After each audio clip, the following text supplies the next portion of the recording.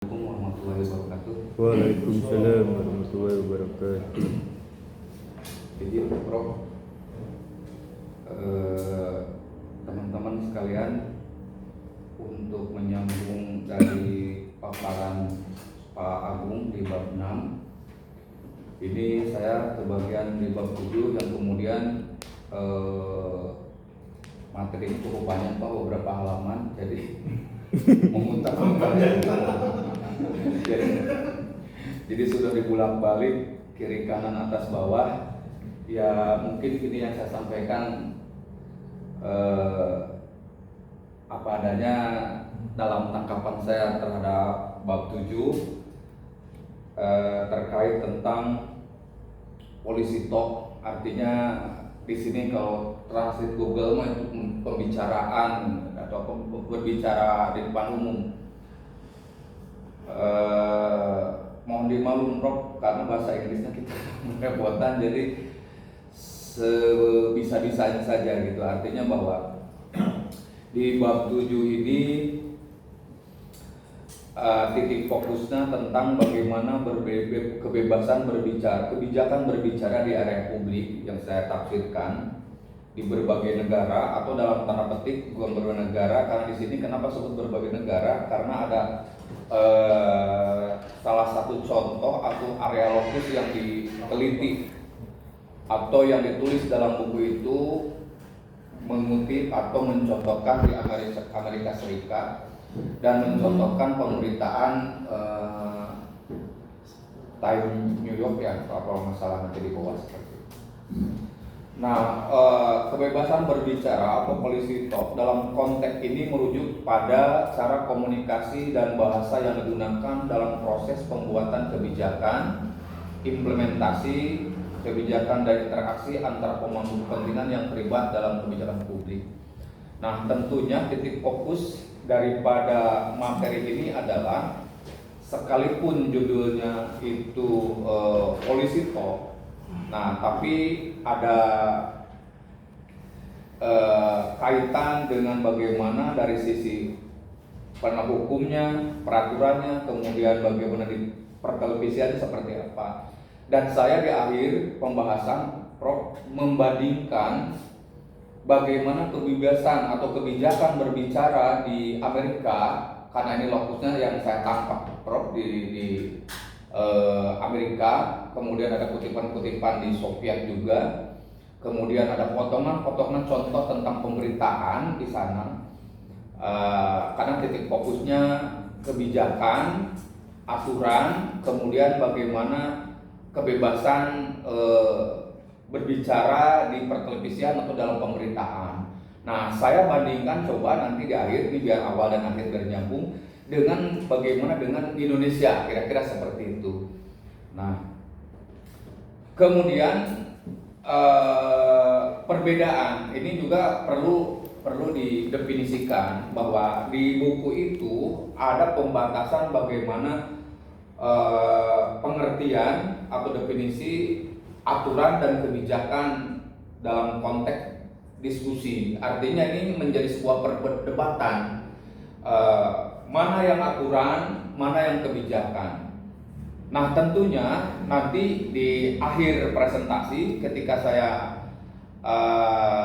membandingkan antara di Amerika atau di dunia luar dengan di Indonesia, dari sisi penegakan aturan, kemudian dalam konteks kebijakannya, ini agak sangat berbeda, termasuk diskursusnya juga. Apalagi di kita, ya misalkan kalau di Indonesia sudah di tahun 2008 itu ada yang disebut dengan keterbukaan informasi, nah, seperti itu. Kemudian ada dari zaman Soeharto ada undang-undang subversi dan lain sebagainya, sehingga ada berendelan media waktu itu kan. Nah, ini menarik. Dan kemudian ketika ini dari aturan, ketika aturan-aturan dan kebijakan dari pemerintah itu menjadi diskursus bagi stakeholder. Nah, stakeholder di sini artinya menjadi ruang relasi dan interaksi komunikasi yang dialogis dari berbagai pihak. Di sini pasti yang terlibat adalah ada pemerintah yang sebagai pembuat aturan, kemudian ada yang melaksanakan aturan itu ya si produksi media, yaitu artinya bahwa baik televisi ataupun media cetak ataupun media sosial. Nah, media sosial juga kalau di Indonesia ini kan tetap dibatasi dengan peraturan. Kalau di Indonesia nih dibatasi dengan aturan ujaran kebencian, undang-undang transaksi elektronik yang itu. Nah, ini menarik untuk jadi diskusi. Nah, jadi dalam rule policy reportase artinya bahwa akan menjadi menarik ketika sebuah kebijakan dari sisi pemerintah aturannya seperti ini, kemudian tuntutan liputan atau reportase untuk dalam tulisan akan terkait dengan Dewan Pers. Nah, ini menjadi diskursus gitu. Nah, satu sisi si media misalkan aturannya seperti apa, kebijakan pemerintah seperti apa. Dari tahun 1999 ya alhamdulillah, karena kan kebebasan pers sangat luar biasa. Akan tetapi kebebasan pers juga akan dibatasi di tahun ini kalau di Indonesia ini dengan ujaran kebencian atau perbuatan tidak menyenangkan. Nah, ini juga menarik, satu sisi aturan pemerintah seperti ini, kemudian aturan di Dewan Pers seperti ini. Nah, jadi dalam buku ini, di bab 7 ini, di taksonomi ini pembicaraan aturan, kebijakan, dan reportase seperti apa dudukan. Dan menurut Austin, diskursus ini menjadikan landasan analisis. Nah, landasan analisis di sini tentunya ada dari sisi epistemologis, ontologis, aksiologisnya, dan yang paling penting dalam konteks filosofisnya. Nah, maka karena materinya banyak di situ, satu bahasan ini itu kan sebetulnya beberapa halaman, makanya saya bisa mereduksi dan mensimplikasinya seperti ini kira-kira. Lanjut, kemudian ini terkait dengan kaitannya dengan sisi penting bahasa, Prof. Di samping bahasa di atas, buku ini juga menjelaskan tentang aspek filosofis bahasa dan interpretasi kebijakan dengan menggunakan contoh dan skenario kehidupan nyata sehari-hari. Nah, ini tadi yang saya sebutkan, The New York Times itu menggambarkan bagaimana istilah kebijakan digunakan dengan menjelaskan dan membenarkan tindakan yang diambil berdasarkan pedoman yang telah ditetapkan. Kisah ini menyoroti pentingnya pilihan bahasa yang menyampaikan alasan di balik aturan dan peraturan, menekankan aspek persuasif, menenangkan yang terkait dengan kebijakan dibandingkan dengan aturan yang ketat. Nah, kalau dalam konteks sosiologis, kadang dalam bukunya Riger, dulu waktu saya masih belajar di S2 jurusan sosiologi itu ada buku Riger, terkadang bahasa juga bisa menjadi penjajahan, alat penjajahan. Nah, jadi kenapa saya katakan alat penjajahan? Artinya yang namanya penjajahan dalam tanda petik itu ada doktrinasi, maksud saya seperti itu, doktrinasi. Makanya sisi peran penting bahasa dalam konteks menegakkan aturan, makanya kalau dalam bahasa hukum itu selalu ada dan, Allah, dan, atau, kan begitu kalimatnya itu sering diulang-ulang, dan, atau, biasanya seperti itu.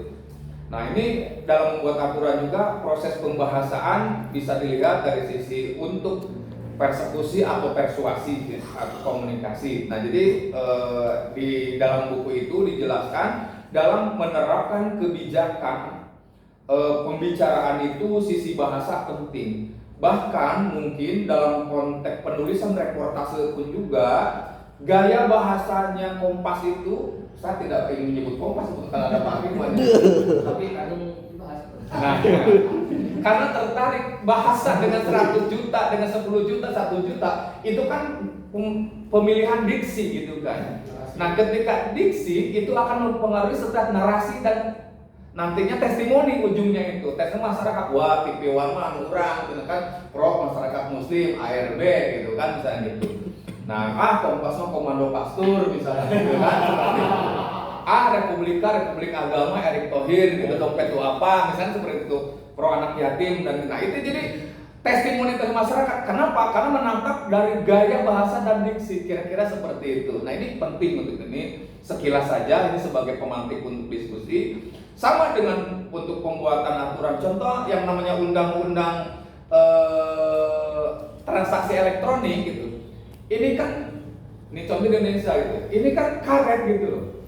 Kenapa? Karena dalam menerapkan kebijakannya, aturan dalam kebebasan berbicara ataupun aturan berbicara ini kebanyakan karena mengkaret gampang diutak-atik oleh yang menegakkan. Contoh ada banyak kan korbannya kan? ITE. Ya, itu ITE itu kan sebetulnya hanya untuk mengatur transaksi digital untuk intinya gitu, bukan untuk menangkap orang gitu kan. Tapi kan tetap banyak Habib Rizik misalnya. Atau kalau yang belum lama ini waktu musim 212 ASN Cilegon kenapa? Jadi ASN Cilegon itu kena karena mengatakan itu pro Palestina atau segala macamnya itu. Dan kalau untuk ASN Pak pemerintahan kota kita dilidik Pak sama inspektorat Pak itu. Jadi kalau bikin status apapun di Facebook itu kita dilidik. Nah setidaknya oleh inspektorat di kita sendiri diselidiki ujaran-ujaran, apalagi kalau kita mengkritisi pimpinan wali kota misalkan, wali kota pelangga-pelongo misalkan, mana itu dilidik oleh inspektorat. ASN itu jatuhnya itu perbuatan tidak menyenangkan dengan melawan dengan melanggar kode etik ASN yaitu indisipliner. Nah itu kan padahal bahasa pelangga-pelongo tanda petik, apalagi nulisnya tanda petik itu artinya kan sebetulnya tidak seburuk itu dan semiotik. Nah ini di Indonesia ini konteks bahasa. Tapi kalau bahasa satir, nah beda lagi. Makanya mengkritisi itu ya harus menggunakan, di Indonesia itu lebih senang bahaya bahasa satir. Contoh Rocky Gerung gitu. Rocky Gerung selamat aja gitu. Kenapa banyak-banyak satir? Sekalipun ada bahasa dungu apa segala macam dan itu sebetulnya hanya permainan bahasa di sini, kira-kira seperti itu. Kemudian selektif ambiguitas. Nah, perbedaan hubungan antara kebijakan dan aturan dalam konteks diskusi, kebijakan dan aturan saling terkait dan saling melengkapi, tetapi seringkali kebijakan dapat ada tanpa aturan yang eksplisit dan sebaliknya. Nah, ini tetap menjadi sebuah diskusi antara kebingungan, semisal ambigu, yaitu tadi pasal karet. Nah, pasal karet lah kira-kira dalam kebijakan. Ya tentunya yang namanya aturan kebijakan tidak bisa menyenangkan semua pihak, bukan hanya di kita. Dalam buku ini pun juga dibahas bahwa yang namanya aturan selalu menciptakan interpretasi yang berbeda di antara pengamat, di antara masyarakat, di antara. Jadi ini yang namanya aturan kebebasan berbicara, baik melalui media sosial, media cetak atau media televisi, itu akan selalu melahirkan perdebatan. Kira-kira seperti itu. Kenapa? Tergantung knowledge dan interpretasi masing-masing menafsirkan terhadap kebijakan tersebut. Kemudian kebijakan mass media, kebijakan yang dimediasi oleh media massa berfungsi sebagai bentuk retorik. Nah, ini retorik yang digunakan untuk menjelaskan, membenarkan atau mendiskreditkan aturan hukum dan perbaikan degradasi realitas budaya bersama. Ya tentunya karena apa? Karena media itu ya bisa saja kalau dalam bukunya Propoji itu ada yang disebut mediatisasi katanya. Bisa saja kebijakan berbicara juga dimediatisasi. Artinya menjadi sebuah viral gitu di konteks media. Ya contoh aja ketika kebijakan ujaran kebencian di Indonesia kemudian dimediatisasi sehingga ujungnya seolah-olah aturan itu sindikat korbannya adalah orang-orang muslim gitu. Ustadz-ustadz kan di panggung, turun dari panggung ditangkepin gitu. Kemudian contoh Hanan Ataki gitu kan. Kemudian siapa lagi yang dari berjenggot-jenggot itu kan yang ditolak di Jawa Timur segala macam karena ceramahnya mengandung unsur kebencian. Nah itu pasalnya dikenakan apa? Itu kan speak atau provokator. Nah ini mengundang bahwa di sini juga dibahas di media itu akan menjadi sebuah perdebatan dan hanya menjadi retorika. Satu hanya untuk menjelaskan, membenarkan atau mendiskreditkan aturan.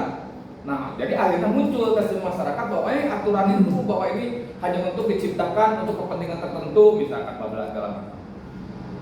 Nah, dalam konteks ini, teknik retoris yang digunakan oleh politisi dalam pembicaraan kebijakan yang disiarkan di televisi seringkali mencerminkan strategi persuasi yang kompleks. Teknik ini mencakup penggunaan penampilan visual, suasana, atribut manusia untuk bentuk representasi realitas sosial. Jelas, yang namanya politisi itu ya retorik betul gitu, pencitraan. Kita jangan percaya politisi, Pak Hari kan selalu tim sukses, jangan percaya politisi itu. Ya pura-pura percaya sama Pak Hari itu sebetulnya, padahal mah untuk mencari keuntungan gitu. Itu Pak. Jadi kalau saya berpikir Pak ASN Pak di sana Pak, yang namanya politisi itu bagi saya itu kentutnya itu sudah bohong Pak. Itu politisi. Saya sudah merasakan. Gigonya juga bohong gitu. Solehnya itu di depan kamera doang, itu politisi Pak itu. Solehnya di depan kamera, jadi ini dalam konteks itu retoris politisi itu. Jadi makanya nggak usah percaya Pak, percaya ke Allah Pak. Mantap gitu. Nah itu dalam konteks di mass media ini lagi ramai ini kaitan dengan sekarang mau ada pilkada serentak dan segala macam lah. Artinya bahwa retoris ya digunakan polisi dalam pembicaraan, apalagi di televisi gitu. Coba aja di luar kamera, wah udah bahasanya udah lain kan kira-kira seperti itu. Nah, ini jadi kesolehannya itu ya kalau Prof mungkin kan di luar dan di dalam ya tetap elit alisan gitu kan. Jadi luar dalam, jadi kesolehan itu tidak ditampilkan di atas di depan kamera. Kalau Reja ini kesolehan di kamera gitu. Udah kelihatan dari rambutnya aura-aura gitu, tapi depan mahasiswa kan begitu. Kayaknya cocok menjadi politisi. Jadi teknik-teknik mencakup penggunaan penampilan visual, suasana, atribut. Iya kan seolah-olah kita pro aturan gitu. Bebas kita berbicara apa-apa, tapi dikritik dikit Pak. Wali kota saya pun juga Pak, bebas berbicara, silahkan kritik. Colek dikit di Facebook, kita dilidik di rektorat.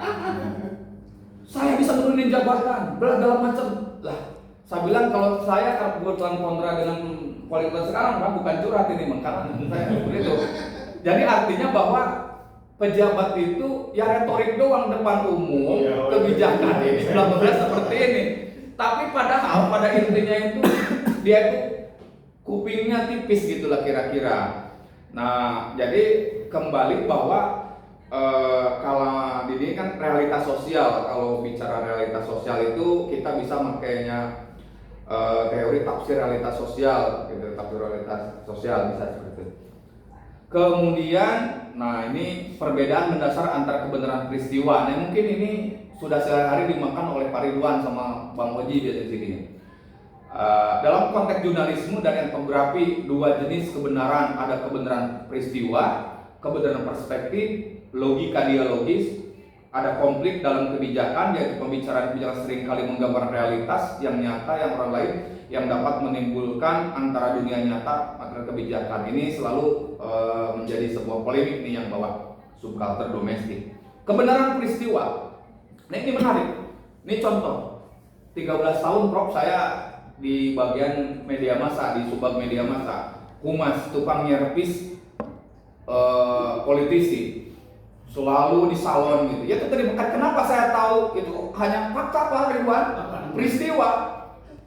Jadi kalaupun sepatunya kotor, saya semir terus itu. Kalau bahasa orang Garut itu kita nyekokin Pak orang itu. Jadi ada kesolehan itu fakta, ini peristiwa. Kesolehan dalam kamera, depan kamera, dengan kolesan lain itu kan berbeda gitu. Itu retorik itu Pak. Jadi Pak Hari jangan terbuai dengan janji-janji tinggi kemarin itu. Kan buktinya nggak dapat apa-apa film kemarin. Pak Hari itu Pak, kasihan Pak. Nah, kira seperti itu. Kebenaran peristiwa dalam sisi wartawan juga sama Pak. Kita media massa, kata wali kota kita, gua itu kenapa kayak begini? Coba tuh wartawan Kompas kondisikan. Siap. Dia kan wartawan bilang, Pak, ini kan peristiwa. Yang namanya peristiwa itu mau tidak mau harus diliput dan harus muncul. Betul kan Pak? Akhirnya saya kasih Ridwan tuh iPad yang baru kan gitu.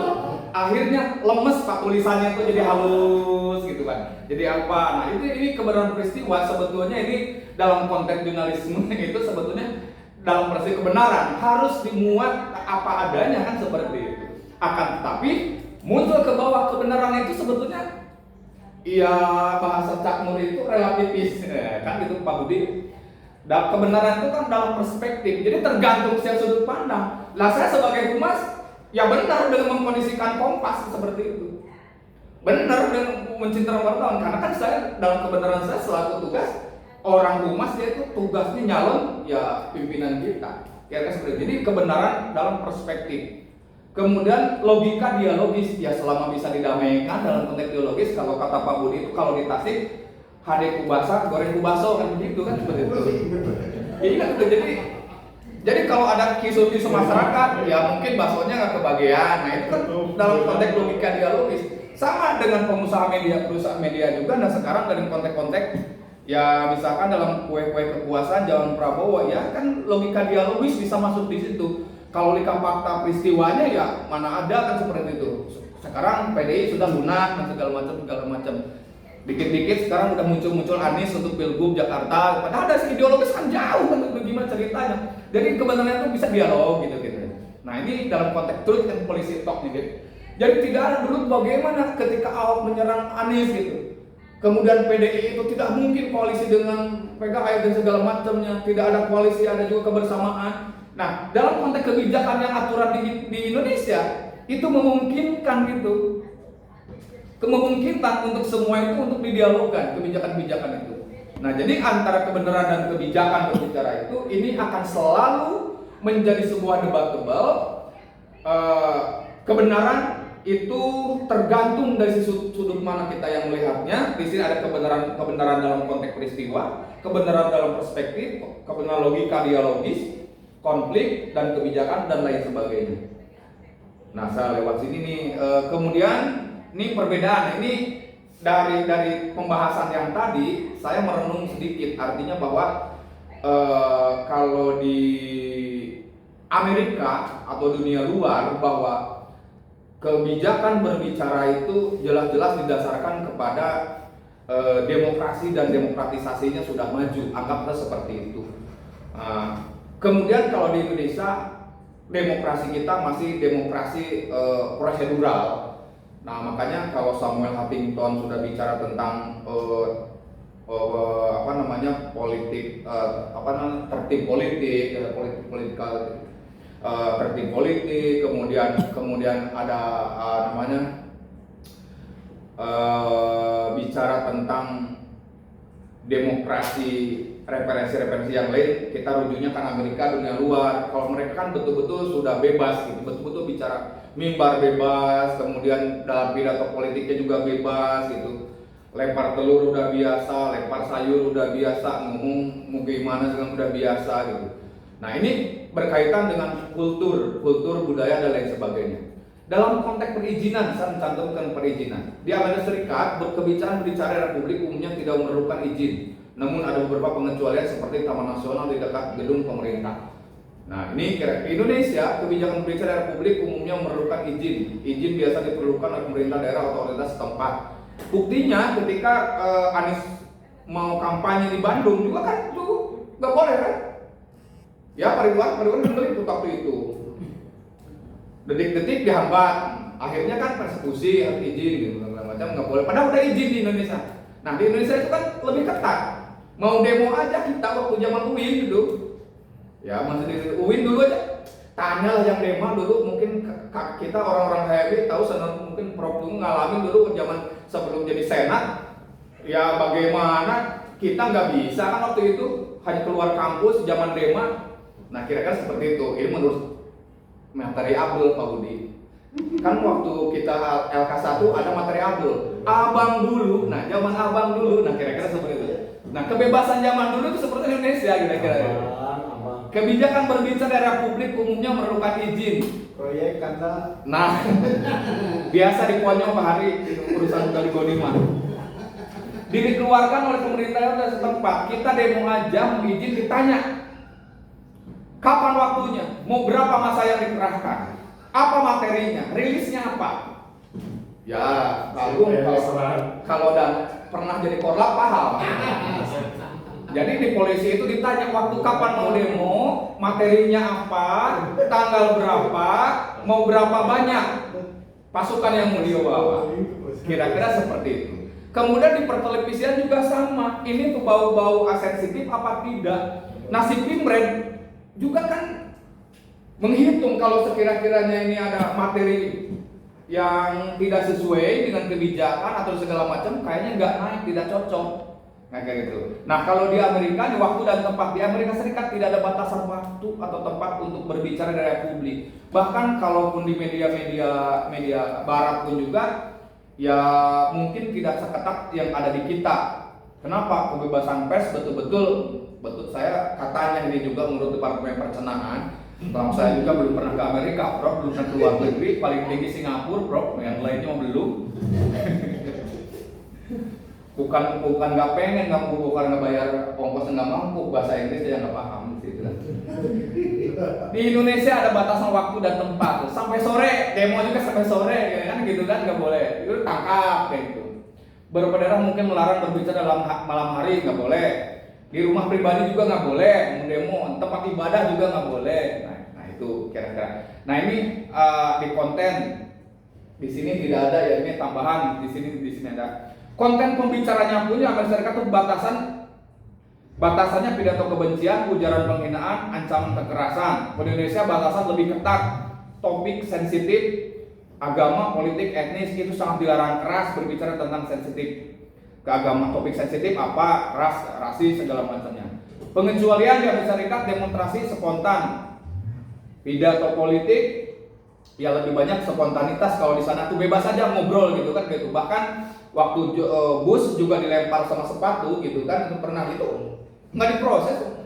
Kalau kita gitu dulu ada SBY yang kebo itu kan gitu, Mas Mending tuh itu kan tim kenapa SBY yang dihujat, pendukungnya yang repot itu, calonnya Pak Hari yang jadi masa, Pak Hari itu yang sibuk gitu. Nah itu gara-gara itu pasukan nasi bungkus kayak gitu.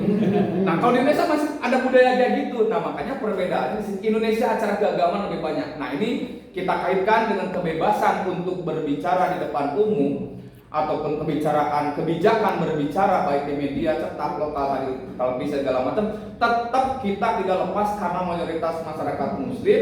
Nah ini menarik karena Indonesia itu entitasnya Muslim yang terbesar, maka si pembuat aturan ya di sini itu kan berarti legislatif ya.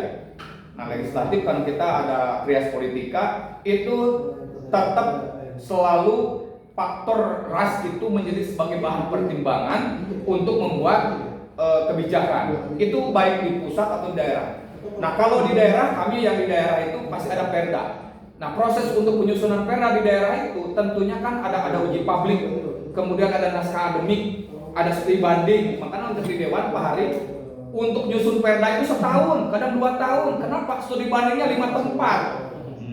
Untuk penyusunan perda diniyah aja Pak, ini di Cilegon itu perda diniyah itu bertahun-tahun. Baru menyelesaikan satu masa jabatan 5 tahun, baru udah akhir mau diputuskan perda. Kenapa? Studi bandingnya ke Jogja lah, ke mana. Biasa SPPD Pak Hari seperti itu. Belum kajian naskah akademiknya. Nah ada sepi kan kita ngasih PL ke kampus. Biasa bikin naskah akademik itu memakai kampus. Kalau di Banten itu pakai Untirta gitu. Nah itu naskah akademik juga lama dipanjangin gitu kan. Ya biasa honorarium berapa, per JP berapa. Ya itu ada argo berjalan kira-kira. Nah itu mengerucut gimana caranya? Kenapa? Untuk melakukan kebijakan. Kenapa? Perbedaan di Amerika karena liberal.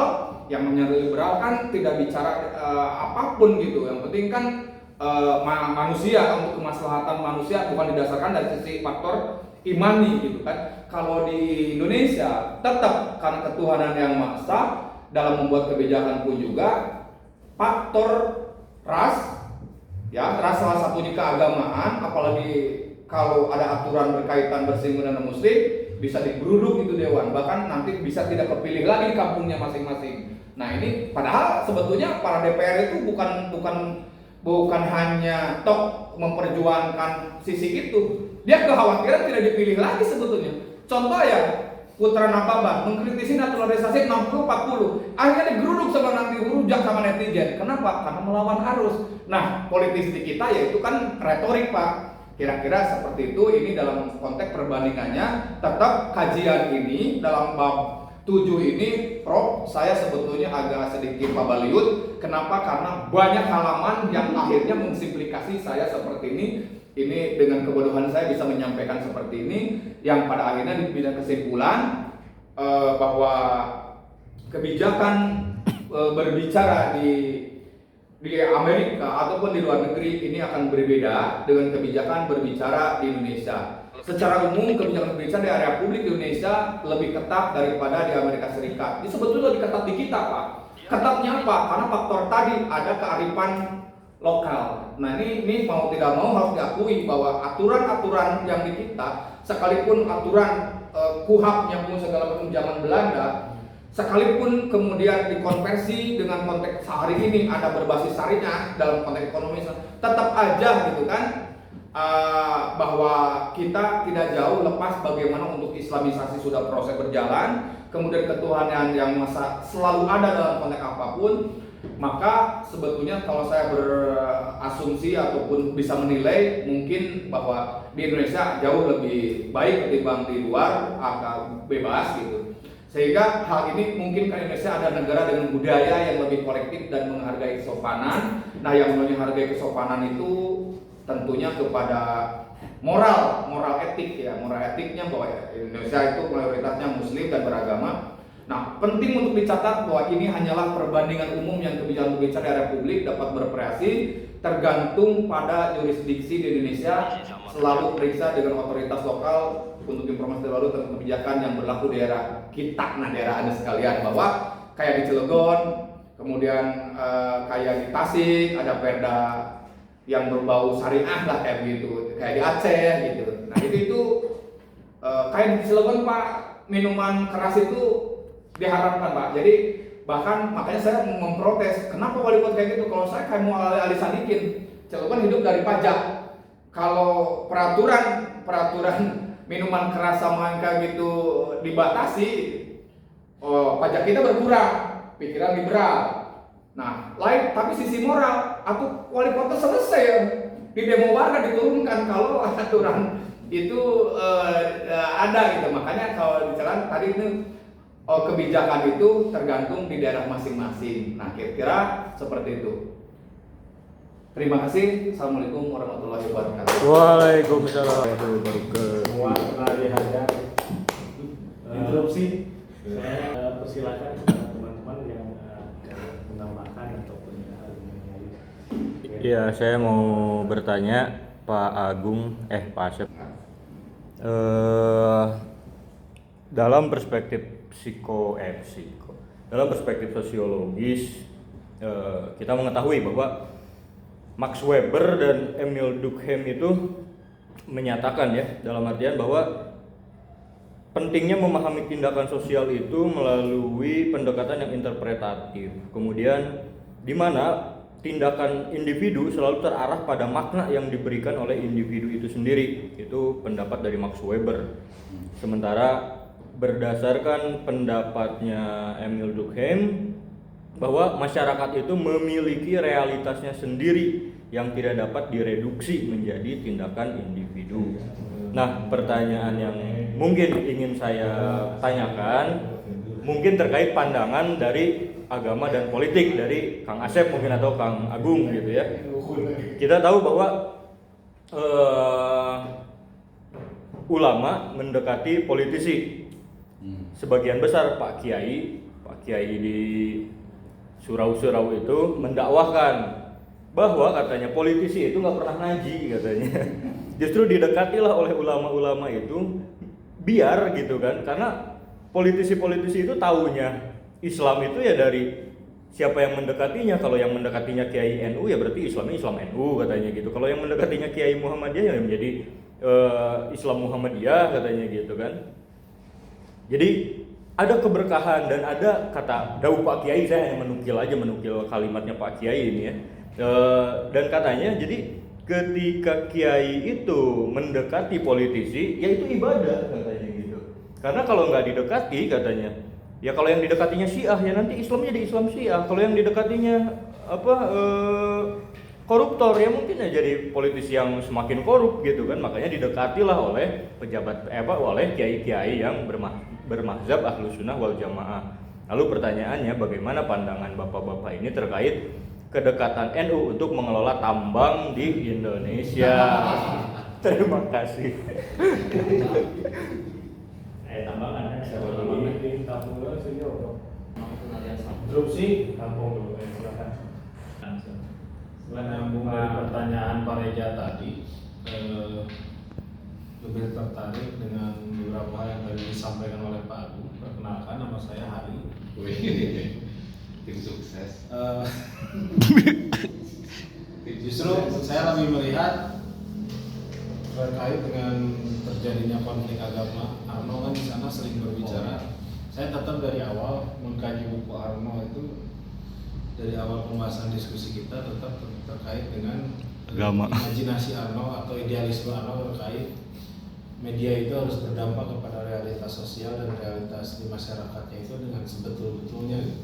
Media harus benar-benar secara moral etik bertanggung jawab penuh gitu terhadap kejadian apapun yang terjadi di masyarakat, lebih khususnya hal-hal yang memang media membantu gitu.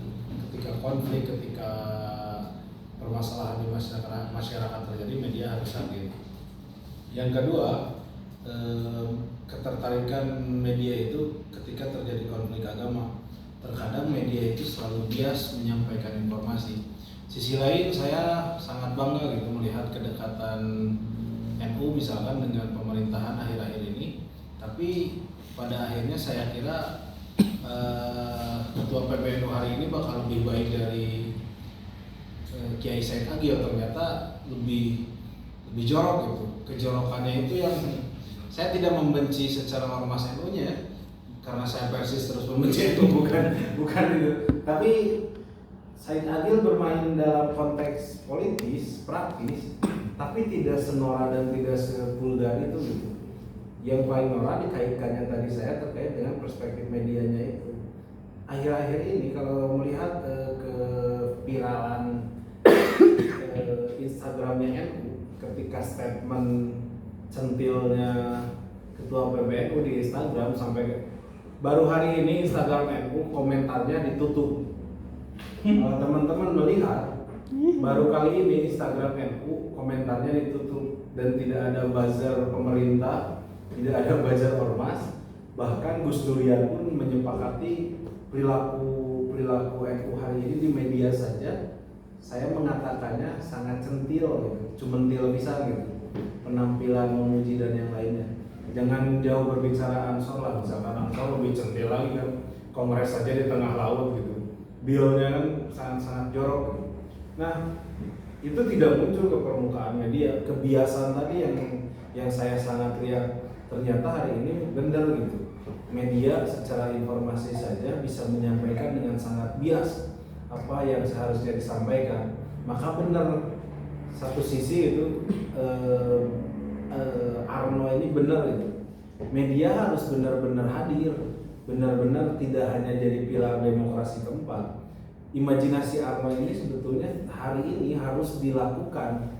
Media harus hadir melindungi masyarakat, media harus hadir membaca tentang realitas sosial yang ada, media harus benar-benar membantu apa yang seharusnya diinformasikan dan apa yang harusnya dikritisi. Meskipun berbenturan dengan advertising atau dengan periklanan, tapi saya kira jika ada kesepakatan yang memang duduk bareng semua peran atau semua yang bergerak di dunia media, media pasti bisa hadir di ruang-ruang itu. Apalagi hari ini dengan new media, dengan media sosial yang baru, saya kira masyarakat bisa kembali tertolong gitu. Mungkin satu waktu bisa gagali menjadi wartawan gitu. Ketika kita menyebut profesi wartawan atau kita profesi orang yang bekerja di dunia media, bisa gaya lagi gitu. Tidak seperti hari ini gitu, terhina kan. Banyak profesi wartawan yang terhina kan gara-gara orang-orang yang memang ya yang mencari receh-receh ke ruang-ruang itu. Nah, ruang-ruang bias agama tadi memang lebih menarik. Mungkin saja kita bermimpi seperti Arno di bukunya Antropologi Alarming Report ini yang bikin repot. Imajinasi saya mungkin saja satu waktu apa yang diharapkan Arno bisa kembali terjadi. Media tidak hanya pada kapitalisasi dan perayaan saja kita kebebasan pers, tapi media benar-benar fungsinya itu ada untuk mengkritisi semuanya. Jangan sampai mengkritisi A, kita masuk penjara gitu. Mengkritisi B, kita masuk penjara. Nanti ganti penguasa, kita mengkritisi yang lain gitu saja terus berulang. Pada akhirnya kebebasan pers itu hanya hanya perayaan pesta saja, tidak menjadi realitas. Itu Pak Agung ngapunten tersopan kasih. News in extra tekstual era ini nih, saya melihat bahwa memang konflik itu dikomunikasikan melalui berita harian. Ya. Di situ apa yang disampaikan dalam berita itu ada unsur-unsur di luar teks gitu. Jadi ada mungkin konteksnya begitu. Di luar konteks itu ya di situ meliputi bisa jadi bentuk gambar atau juga tema tadi diksi ya.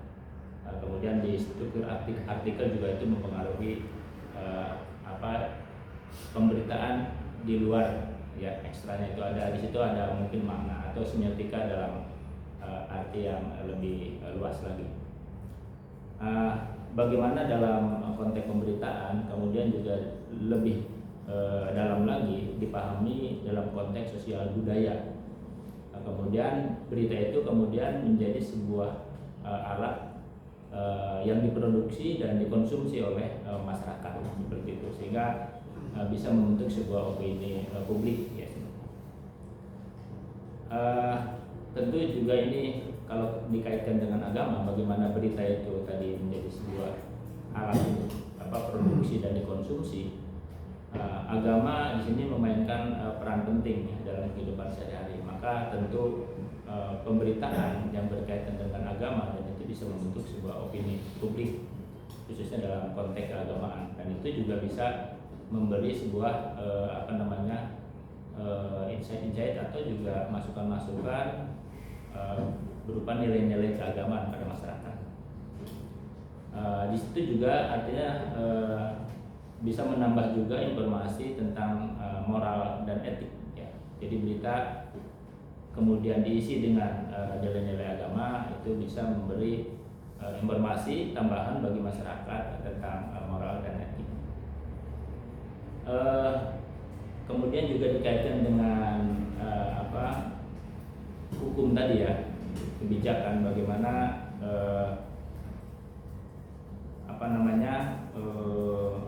ya berbicara tentang kebijakan antara hukum dan di jalanan gitu. Nah, ini menjadi mungkin dalam konteks kita hari ini tentang adanya moderasi beragama. Nah, moderasi beragama itu kan lahir dari sebuah konflik antar umat beragama yang memang hidup tidak harmonis.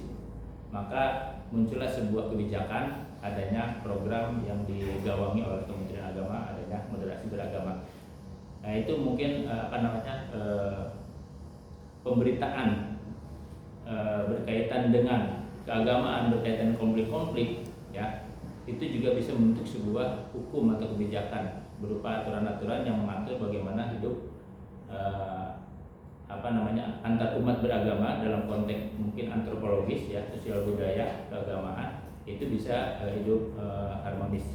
Jadi memang agama dalam hal ini memainkan peran penting bagaimana juga berkontribusi terhadap gerakan sosial dan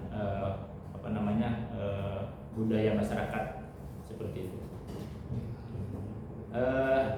Kemudian juga tadi ada menyinggung tentang televisi ya. Televisi menjadi sebuah sentral ya. Tadi kalau news jadi pemberitaan itu bisa berbagai melalui media. Nah, ini sorotan apa yang dibicarakan oleh Pak Asep ini salah satu diantaranya media televisi ya. Karena televisi ini media konvensional yang memang sangat sentral ya, membentuk opini publik itu, sehingga itu menjadi sebuah medan perdebatan, sehingga bisa juga memungkinkan adanya kebijakan-kebijakan terkhusus dikaitkan dengan agama. Itu saja mungkin pandangan saya seperti itu. Oleh Pak Asep dan juga Pak Agung sangat komprehensif, mencerahkan dan menegangkan. Anak buah Feni Rose. Dari apa yang dikatakan oleh Pak Hadi, memang betul bahwa suka tidak suka media di Indonesia dalam petik sudah tidak lagi ideal sesuai dengan harapan kita bersama. satunya lagi apa yang dikatakan oleh Pak Asep, terutama kaitan dengan kebijakan yang dikeluarkan oleh pemimpin redaksi, termasuk regulasi yang memang sekarang terjadi di tanah air. Terus sedikit mencoba untuk menyimpulkan, meskipun dipisahkan bahwa media di Indonesia, terutama media TV sekarang tidak serial yang diinginkan oleh kita bersama, tapi setidaknya bahwa media televisi yang ada di tanah air masih cinta terhadap Islam. Salah satunya bisa dibuktikan dengan tayangan-tayangan keagamaan yang setiap hari selalu menghiasi layar kaca, misalnya saat acaranya dimunculkan di subuh hari, misalnya seperti itu, atau misalnya televisi masih menyiarkan yang namanya tayangan adzan, sekalipun misalnya bahwa pemiliknya muslim seperti itu, kan sebagai bukti bahwa media televisi masih aware, masih peduli terhadap perkembangan agama Islam seperti itu. Yang kedua, memang media televisi pun melihat bahwa kenapa itu masih dipertahankan, ya karena memang mayoritas masyarakat Indonesia beragama Muslim, sehingga suka tidak suka berita-berita berkaitan dengan keagamaan, program-program kegiatan keagamaan, yaitu harus menjadi salah satu program yang akan banyak diminati oleh masyarakat. Yang kedua, tadi karena memang ketika berbicara media televisi banyak aturannya, memang betul, sehingga pada akhirnya agak sedikit kayak politisi misalnya, kayak orator, kayak aktivis, karena memang sekarang kita diharapkan pada new media, pada akhirnya mereka lebih asik menyampaikan argumennya melalui podcast misalnya, ketimbang harus menyampaikan informasi secara gamblang di media, karena tadi banyak aturan yang mengikat ketika berbicara di media televisi, entah itu aturan yang dibuat oleh redaksi ataupun memang regulasi harus diperhatikan, misalnya menyangkut kebijakan yang dibuat oleh KPI lain sebagainya seperti itu. Terus selanjutnya ketika paparan dari awal hingga hari ini, kalau misalnya Arno baru kali ini saya dengar bahwa ternyata memang betul kata Pak Hari, apa yang sekarang di kebijakan yang dikeluarkan oleh buku yang dikeluarkan oleh Arno, ternyata ada relevannya kalau melihat bahasan yang disampaikan oleh Pak Agung dan juga Pak Asep, bila diharapkan pada kondisi saat ini, karena memang idealnya yang namanya media itu harus bisa mementingkan kebijakan yang memang berorientasi pada kepentingan masyarakat seperti itu. Atau misalnya kebijakan dengan masalah politik, ekonomi dan sebagainya. Jadi memang mudah-mudahan media di luar sana bisa seideal yang memang dituliskan oleh Arno dalam bahasan yang disampaikan oleh Pak Agung dan juga Pak Agung. Itu Pak. Terima kasih. Saya barusan membaca yang Pak Asep, tapi Pak Asepnya di kampung, tapi nggak apa-apa diterapkan sama Pak Agung. Menanggapi dari pembicaraan tadi mengenai apa yang disampaikan oleh Pak Asep, terutama yang memang mengenai pembicaraan di ranah publik itu, ya kebenarannya sangat relatif, terutama ketika penguasa yang berbicara. Benar dan salah itu tergantung dalam perspektif, seperti kebenaran perspektif itu apa yang disebut dengan perspektif terakhir itu, disitulah adanya ketika pemerintah yang membuat opini itu. Benar dan salah itu tidak jadi soal, tapi yang penting bagaimana pemerintah tujuannya ke situ, ya harus ke situ.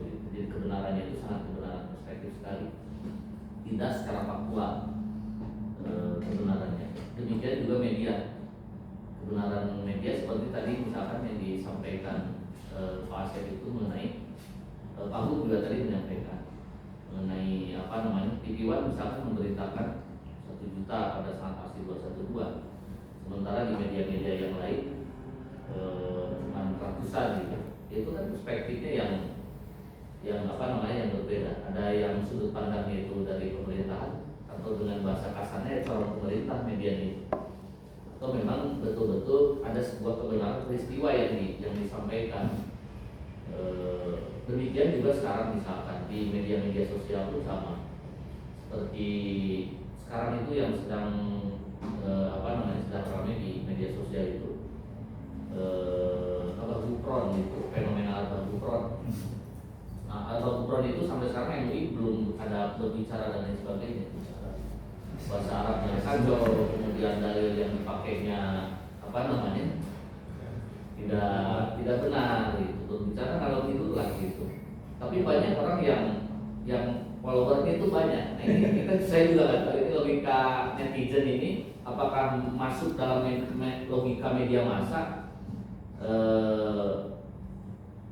Karena kalau misalkan logika massa itu dengan logika netizen itu, saya lihat kalau di media konvensional itu berbeda dengan di media di media sosial.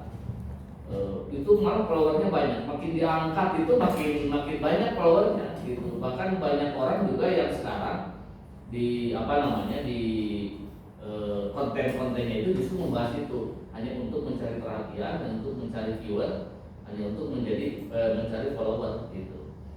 Nah, dan semua organisasi keagamaan diam juga gitu. Malah yang ramai beritanya mengenai tambang kan gitu. Beritanya malah mengenai izin tambang, kemudian beritanya malah ramai tentang ibadah salam salam keagamaan dan sebagainya. Sementara untuk ini kan esensi Islam yang disampaikan gitu. Nah, paling tidak kita melihat bahwa faktanya betul bahwa yang namanya media, baik media terutama media sosial yang sekarang memang kebenarannya itu adalah memang kebenaran perspektif. Apa yang tadi disampaikan Pak Asep dalam presentasinya itu seperti itu. Salah satu yang sekarang apalagi dengan media sosial. Media sosial itu saya pikir sudah tidak menggunakan lagi aturan-aturan media. Teori hierarki itu tumbang itu di media sosial itu teori hierarki, teori media itu seperti itu Pak. Tapi memang di sisi lain masih bisa ada karena masih tetap ada konvensional. Tapi ketika berhadapan dengan media sosial itu sudah tidak mungkin analisis menggunakan itu sudah tidak bisa berlaku lagi, atau misalkan hanya berlaku segmentatif, hanya dalam segmen tertentu bisa, tapi di segmen yang lain tidak bisa. Karena sekarang itu kan orang bisa menjadi yang menyampaikan berita, kemudian juga dia juga sekaligus yang menerima berita. Tadi kalau misalkan kata Pak Ari, dulu itu wartawan itu gagal bisa memberitakan, sekarang semua orang bisa memberitakan. Pada akhirnya wartawan itu lari ke Pak Asep, bawa proposal secara major media, minta iklan untuk iklan karena mencari akhirnya di situ. Nah, paling tidak itu saya menanggapi dari apa yang tadi dikatakan sebagai kebenaran perspektif, ya salah satunya itu di media, baik media konvensional maupun media sosial yang sekarang faktanya sekarang sedang terjadi. Terima kasih. Assalamualaikum warahmatullahi wabarakatuh. Waalaikumsalam warahmatullahi wabarakatuh. Ini dari perspektif Good news. Selalu ada harapan. Nggak terlalu lama. Kominfo aja. Saya pikir ini menarik ya, Prof dan teman-teman, karena Andri Arno ini kan antropolog yang memang concern pada media dan komunikasi, dan beliau percaya bahwa komunikasi atau media itu berperan aktif dalam membentuk konflik maupun mengakhiri konflik gitu ya. Dan sekarang contohnya makin banyak sebenarnya. Tapi memang dalam konteks 2009 ini kita harus mendudukan bahwa ini adalah organisasi media yang formal, kayak Kompas, Republika, dan lain-lain. Sedangkan tadi dari beberapa kali disebutkan media sosial yang situasinya sangat complicated. Apakah itu media yang dimaksud atau bukan, rasanya sih bukan. Tapi kalau melihat dari cerita Arno ini kan sebenarnya kritik terhadap media, bahwa media ini punya peran dan tanggung jawab yang besar, dan karena itulah sebenarnya dia punya tanggung jawab yang besar juga, dan itulah dari media semuanya. Tapi bicara tentang ideal terhadap organisasi media itu nggak sesederhana itu sekarang rasanya kan. Kita ingin media yang sangat ideal rasanya nggak akan mungkin, apalagi dalam kondisi misalkan media sosial pun nggak ada, media yang ideal pun itu susah gitu. Apalagi dengan digitalisasi sosial media, perilaku konsumen, perilaku pembaca, perilaku masyarakat berubah. Artificial intelligence. Tidak adil rasanya dalam tanda kutip kalau misalnya pragmatis industri itu memaksa media untuk ayo kembali pada kitab media. Bagaimana kita akan melakukan itu ketika kita pun tidak mensupport keberadaan mereka, tidak mensupport keberadaan bisnis mereka gitu. Seluruh langganan kita baca, gitu kan. Misalnya buku nih, bagaimana kita keluar tentang literasi harus naik, buku harus kita baca, tapi padahal kita nggak baca. Ketika baca pun kita bacakan. Musik juga gitu kan, Pak. Artinya seluruh pemangku kepentingan industri itu menghadapi disrupsi yang luar biasa. Musik, seni itu menemukan caranya untuk lepas dan survive dari disrupsi itu. Media rasanya sekarang masih struggling banget, dan kita melihat banyak sekali media yang berguguran. Dalam konteks misalkan niche market, misalkan agama atau apapun, sekarang media kita bukan hanya bicara yang makro organisasi media, tapi sekarang sangat nano, sangat mikro gitu ya, individu atau bahkan kelompok-kelompok agama yang memiliki media masing-masing. NU punya, Persis punya, gerakan ini punya, gerakan itu punya. Dan ini sebenarnya situasi yang apakah itu ideal? Barangkali ideal bagi pemeluk atau anggotanya, tapi nggak ideal bagi sosial masyarakat barangkali. Karena masyarakat semakin terpolarisasi, ditambah lagi dengan algoritma filter bubble, dan mereka hanya senang dengan medianya sendiri. Dan ini sangat berbahaya kan sebenarnya ketika kita bicara soal tataran sosial dan antropologi masyarakat, yang seharusnya media itu punya tanggung jawab untuk membuat media masyarakat yang lebih cerdas, lebih literate, lebih beradab. Dan mungkin terakhir yang tadi, sehingga kondisinya adalah menarik seperti yang Mbak ngasih tadi kan, policy talk ya, in law, on the street, on the television. Jadi antara kebijakan itu secara hukum berbeda, jalanan berbeda, dan televisi berbeda, dan itu wajar saja gitu kan, apalagi sekarang gitu. Artinya dan ini akan terus dipelihara. Barangkali kalau misalnya kita yang terbiasa terpapar dengan diskusi seperti ini menganggap itu sebagai sesuatu yang lumrah, tapi masyarakat itu kan enggak semudah itu kan. Artinya, dan di bab itu saya lihat ada yang menarik bahwa kalau nggak salah membaca ya, itu adalah adanya interaksi antara wacana formal dan informal. Bagaimana wacana informal itu terjadi terus mempengaruhi yang formal. Ya tadi itu misalnya, kenapa azan pengajian masih ada? Ya? Karena mungkin media juga melihat masyarakatnya itu masif, marketnya kayak gitu, sehingga itu dibawa ke atas. Terus apalagi bisa digoreng-goreng nih. Oh ini televisi ini nggak pernah azan nih, kayaknya ini itu kan wacana informal yang akhirnya menjadi kebijakan di tingkat televisi kan, bahkan di tingkat organisasi yang lebih besar juga seperti itu. Kasus yang paling saat ini sungguh kita belum melihat penelitian-penelitiannya adalah konflik Gaza di Israel, di mana wacana informal itu terjadi versus wacana formal. Wacana formal itu kan Badan Dunia, PBB, ada UNRWA, ada Mahkamah Internasional, itu kan wacana formal. Tapi itu runtuh oleh kekuatan formal juga, kekuatan negara, Amerika dan Israel. Dan itu berlawanan juga dengan wacana informal, masa di sosial media. Dan ini kayaknya saya coba cari-cari jalan terbaru, karena mungkin peristiwa yang sedang berlangsung itu belum ketemu tuh. Yang ketemu tentang konflik Gaza, tentang konflik Palestina adalah beberapa tahun yang lalu bagaimana media sosial digunakan oleh masing-masing pihak untuk membingkai dan menggalang dukungan. Dan ini kita udah sering bahas di teori-teori yang sebelumnya.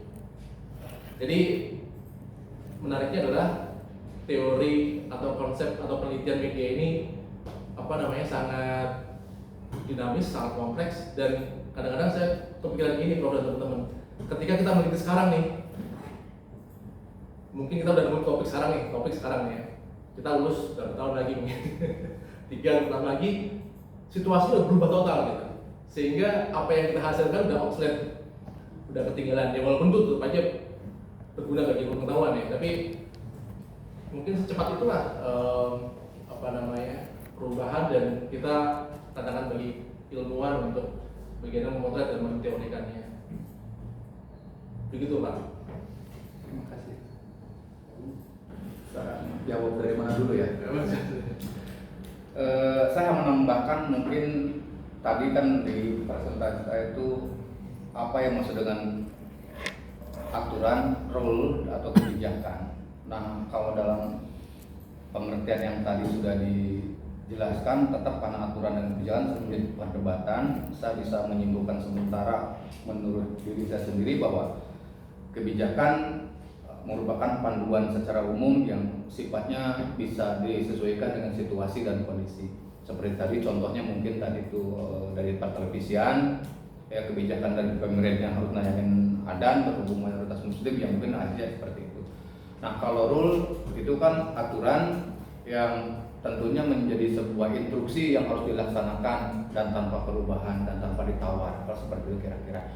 Nah kebebasan berbicara di depan umum itu kan ada undang-undangnya bahwa kita dijamin dalam pasal 28 itu bahwa kita berhak untuk menyampaikan berbicara dalam hal apapun. Kemudian untuk media, undang-undang pers itu mengatakan bahwa nomor 40 tahun 99 itu bahwa pers mengatakan bahwa pegiat media itu bisa mendirikan perusahaan, yayasan, kegiatan jurnalistik, editor dan segala macamnya. Itu isinya dari undang-undang pers seperti itu.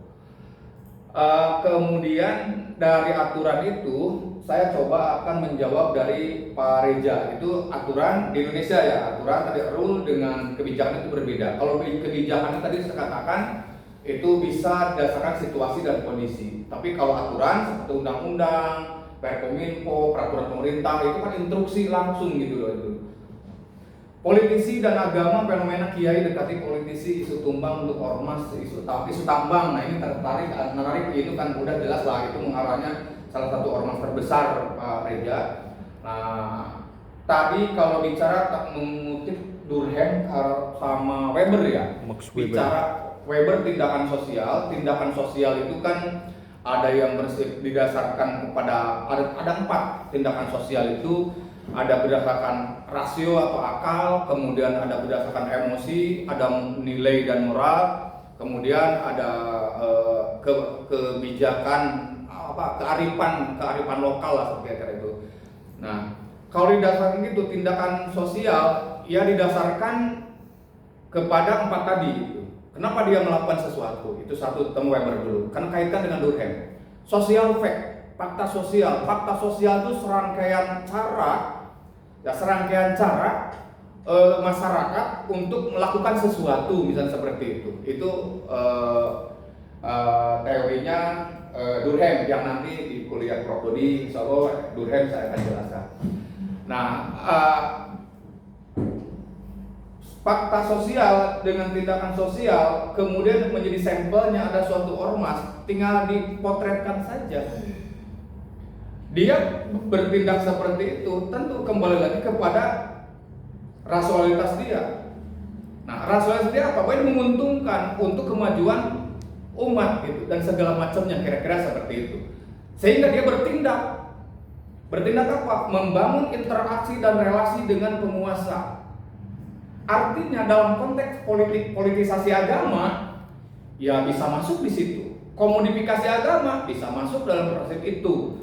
Kalau kita mau nakal genit dikit gitu mengkomentari, boleh dong, karena tadi Pak Budi sudah menegaskan bahwa kebenaran itu dalam konteks perspektif. Menurut sebut aja Yahya Estaku tanpa menyebut inisial dalam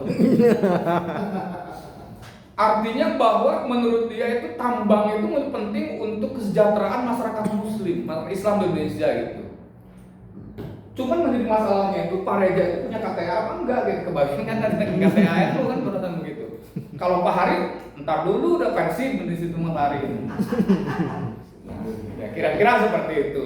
Nah, jadi kalau konteks teorinya tindakan sosial, ya mungkin ormas yang bersangkutan sudah berpikir rasional sehingga melakukan sesuatu interaksi relasi dengan politik dan tujuan akhirnya adalah baldatun thayyibatun warahun ghafur. Nah, itu adalah husnudonnya. Yang kedua, bicara tambang memang ya sama, kalau cara berpikir seperti itu ya sama dengan Pak Hari kalau gitu. Tim sukses, saya tim sukses, masa saya gak kebagian? Orang lain makan bakso, saya makan bakso, masa enggak mau dilempar lah mejanya sama saya gak kebagian? Kira-kira kan seperti itu. Nah, kalau udah perspektif politik, emang lu doang yang mau, gua juga kan, padahal kita juga udah partai Nahdlatul Ulama kan begitu. Nah, kira-kira udah bagian tak itu dalam perspektif politik. Tapi Pak Hari dalam konteks politik saat ini kalau di daerah sudah tergeser, pengaruh kiai dan ulama itu tidak terlalu dominan dalam menentukan suara di lapangannya. Kenapa? Yaitu sekarang itu udah serangan pajak, picis, duit, ulus seperti itu. Jadi tidak, kalau dulu dalam kajian senior-senior kita dalam konteks antara politik dan agama kiai itu ada bentuk takdim dan cari keberkahan. Dulu itu saya mah kalau diarahkan si A, saya menurut ke kiai. Karena Pak mencari berkah dan takdim ke guru. Nah, kalau di konteks saat ini 2024 kemarin pileg itu di daerah. Nah, sekarang udah menjelang pilkada itu takdim sama kerbahan ke ulama itu kayaknya agak sedikit tergeser dengan serangan-serangan bayar cash-cashan. Kira-kira seperti itu di lapangan informasi. Nah, kemudian bicara masalah Pak Hari nih, mudah-mudahan itu penjelasan sedikit Pak Reza. Yeah. Pak Hari tentang Arno, media berperan terhadap kondisi sosial, selalu bias berkait agama. Nah, ini saya hanya sedikit menjelaskan karena kepanjangan tadi sudah menangkap. New media dan media baru, kehadiran media mesti benar-benar terasa untuk kepentingan masyarakat, ya jelas lah. Artinya bahwa watchdog, kalau media itu dalam bahasa teori Habermas itu public sphere. Kemudian bahwa media itu sebagai watchdog, sebagai penjaga demokrasi dan segala macamnya. Sekarang itu media itu kalau bahasa kasarnya itu Pak Hari bukan penjaga demokrasi, penjaga periuk nasi, bisa kan seperti itu. Nah, ini agak terlalu kasar bahasa seperti itu, tapi ini kan di antara kita ngobrolnya Pak Ridwan. Ya kita kan sama-sama pelaku gitu. Satu sisi kita di jajaran ini kita pelaku, akhirnya kan saya nanya pengusaha media berapa persen buat saya, ya kan akhirnya kan begitu. Nah, ini saya dalam konteks ini aturan dan kebijakan. Nah, itu ketika aturan kan nggak boleh kita seperti itu, tapi kebijaksanaan sesuai kondisi. Untuk jumpa pes nanti minggu yang akan datang, kalau nggak dapat dari Pak Ridwan, saya dari mana kan? Kira-kira seperti itu. Ini sosial fact nih, fakta sosialnya kayak gini. Serangkaian cara saya berlaku bertindak kan kedua gitu. Cara bertindak kita itu seperti itu. Sosial fakta saya seperti itu. Cara bertindak saya ya emang didasarkan tadi ada konteks relasi komunikasi, nilai, rasionalitas, ya seperti itu. Nah, media emang idealnya penjaga demokrasi, penyambung lidah masyarakat.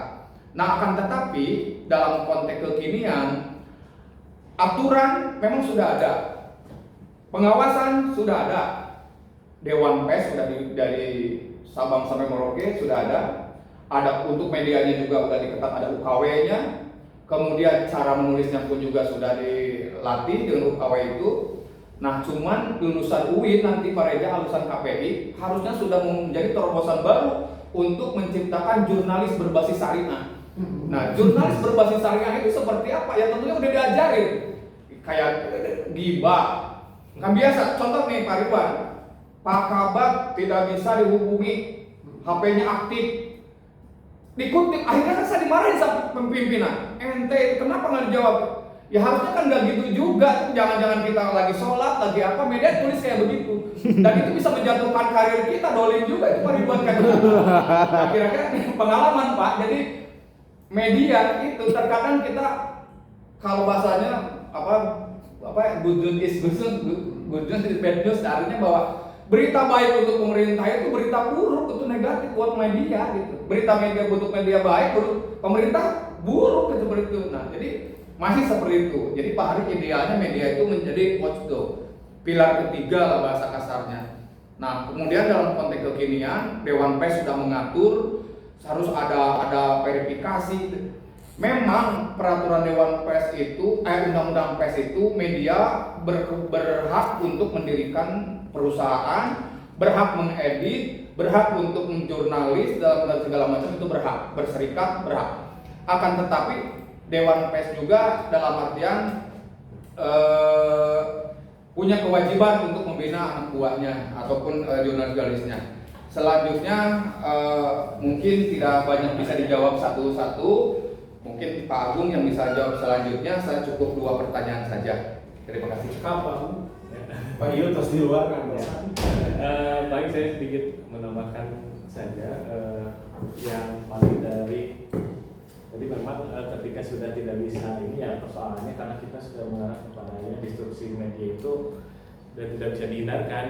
Bahkan kemarin saja muncul berita tentang satpam mall yang memukul anjing itu jadi viral, jadi dipecat, bahkan sampai korporasi satpamnya itu putus kontrak. Karena apa? Karena tadi ada influencer, jadi influencer bisa lebih tajam daripada media di karena ternyata ketika kebenaran itu muncul itu ternyata si satpam itu menyelamatkan anak anjing, jadi malah netizen berbalik. Jadi memang hari ini kalau tadi terkait yang disampaikan bahwa masyarakat lebih senang dengan media yang bisa direspon dan ditanggapi secara langsung. Makanya nonton televisi bisa ditanggapi dengan tetangga, tapi kalau dengan media sosial, area-area media hari ini bisa ditanggapi langsung dengan pemproduksi media. Follower lain. Mungkin saya kira itu tambahnya juga tentunya butuh pencerahan dari Prof terkait bahasan-bahasan sekarang. Terima kasih. Assalamualaikum warahmatullahi wabarakatuh. Waalaikumsalam warahmatullahi wabarakatuh.